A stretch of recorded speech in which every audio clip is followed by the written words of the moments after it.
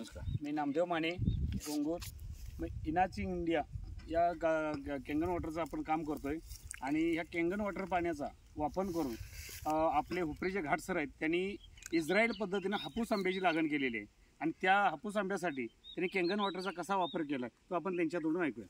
माझं नाव चंद्रकांत घाट. मी हुपरीतनं इथं खंचनाळ म्हणून 10 किलोमीटर अंतर आहे हुपरीपासून. तिथं आंब्याची शेती केल्या. ती ऑगस्टमध्ये लागवण केली.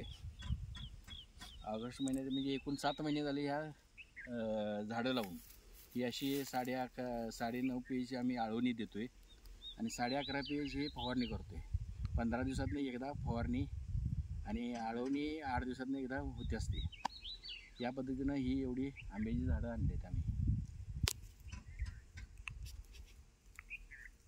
सगळी बाग घ्या.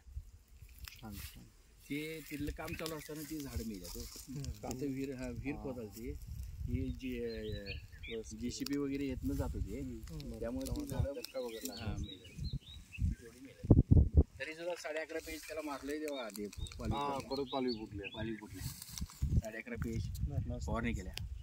4